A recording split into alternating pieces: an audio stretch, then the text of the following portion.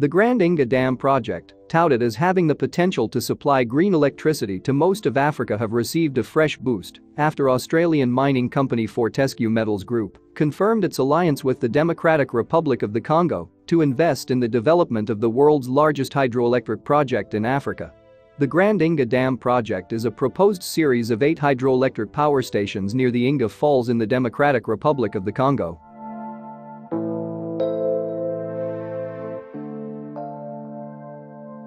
The project is a massive $80 billion expansion of the existing first and second Inga plants, which were completed in 1972 and 1982 respectively. The ultimate goal is to construct a complex capable of supplying 30% of sub-Saharan region power needs, with a cumulative output capacity of 42 gigawatts electricity generation. Upon completion, the project would be the world's largest power plant and would generate more electricity than the world's 2 biggest hydro power plants, the 3 Georges in China and Itaipu in South America combined.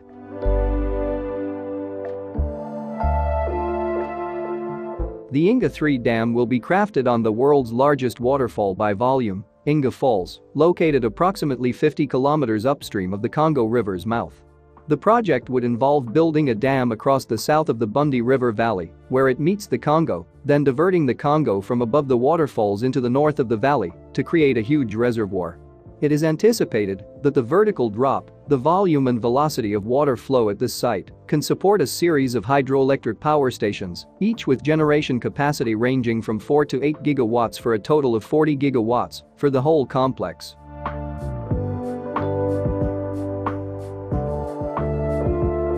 Based on a positive feasibility study conducted by Canadian firm Ecom and France's EDF from 2011 to 2013, Grand Inga would be constructed in 6 development phases, with Inga 3 being the first of these phases.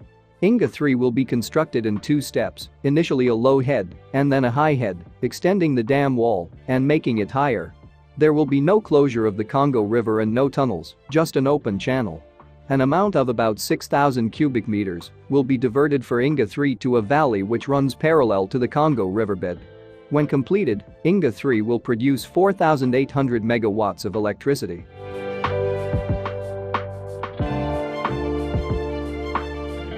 Further stages will necessitate the flooding of the Bundi Valley to form a 22,000 hectares reservoir and drowning of the Inga 3 channel. The latest design approach allows the development of Grand Inga to have independent phases that can be operated by different operators. In 2018, a Chinese consortium led by China 3 Georges Corporation and a Spanish consortium spearheaded by AE Power struck a deal with the Congolese government to build the third dam known as Inga 3. But construction on the Inga 3 project is yet to break ground due to financial viability concerns, as reported by several media houses. However, the Democratic Republic of the Congo currently announced liaising with the Australian mining giants, Fortescue Metals Group, to start construction on the project's first expansion, known as the 4,800 megawatts Inga 3 Bass Chute and Haute Chute components. Also, Inga 4 to 8 could eventually be included in the project.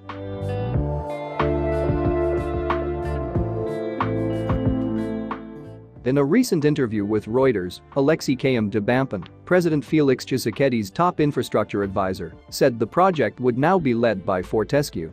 According to him, Fortescue will be the sole operator for the entire Grand Inga 3 to 8. However, the Chinese and others are welcome to join Fortescue. In another development, Fortescue chairman Andrew Forrest met Congo President Felix Tshisekedi recently to discuss the project. According to Australia's richest man, Fortescue would use the energy from Inga to produce hydrogen to export around the world.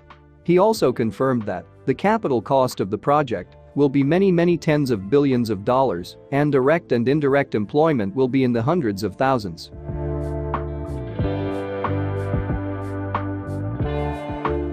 The proposed expansion of 6 additional dams would increase Inga Dam's capacity to over 40,000 megawatts, roughly doubling the size of China's 3 Georges Dam. The respective projects have the potential to dwarf China's massive 3 Georges Dam hydro scheme, which is currently the world's largest with an installed capacity reaching 12 gigawatts. Grand Inga alone, per reports, would arguably double Africa's hydropower generation capacity. However, capital costs for the various INGA schemes are similarly exorbitant, with INGA 3 and Grand INGA combined costing up to over $80 billion.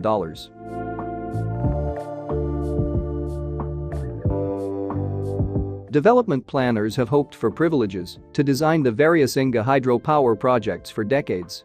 However, because of their sheer size and the complexities of the politics involved, their progression and ultimate delivery require not only foresight, but also unwavering persistence. While $80 billion is a large sum of money given INGA's potential impact, its estimated context of $50 trillion total bill for the energy transition may be considered good value.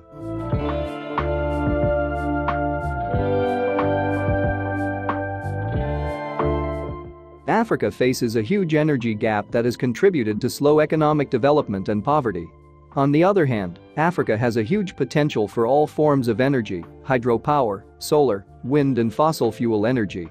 The proponents of the Grand INGA project, mainly African governments and development organizations, consider hydropower to be clean renewable energy. They have put forward arguments that the Grand INGA hydropower scheme will provide cheaper and readily available energy and allow Africa's industrial and manufacturing industry to take off. In addition, the project is promoted as being good for promoting peace in the region and for the environment. However, a number of concerns that include environmental and social impacts of this project have not yet been addressed, and all energy options are still to be explored.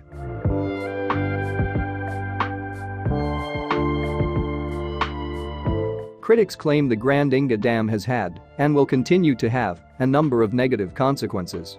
Many people who have been physically displaced as a result of the construction of the first and second INGA plants have yet to be compensated accordingly for their losses. There are even more concern that the INGA 3's proposed design would result in more and more people being displaced once completed.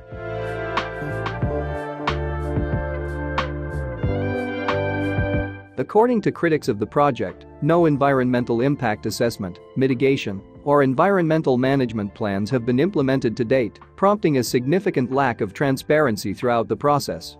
The project, they also claim, poses the risk of increased greenhouse gas emissions, biodiversity loss, and deforestation. According to Ruto Sanyanga, Africa Program Director of International Rivers, INGA 1 and 2 presently divert about 30% of the river flow, meaning the addition of the Grand INGA project will increase that to up to 2/3. She stated further that the extent of environmental impacts will only be known after and if a detailed environmental impact assessment is carried out.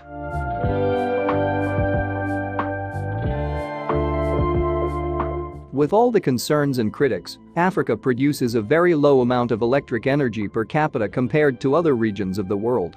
Projects such as the Grand INGA Dam, which can generate over 42 gigawatts, can help solve Africa's electricity shortage. According to publications by EDF, American Energy Agency and the World Bank, Africa's annual energy need due to rapid growth is estimated around 120 gigawatts. In face of this, the Grand INGA Dam project, when fully developed, has the potential to meet 40% of the energy supply need of the continent.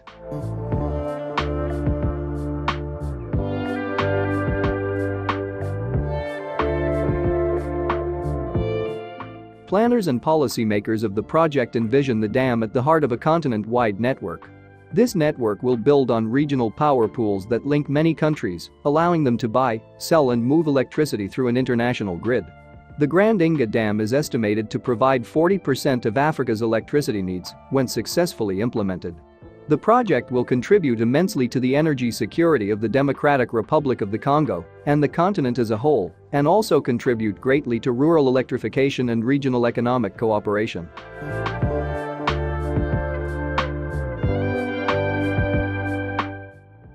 If you enjoyed this video and would like to get more from a definitive information about trends and mega constructions projects in Africa, subscribe to the New Africa channel so you don't miss out on any of our future videos.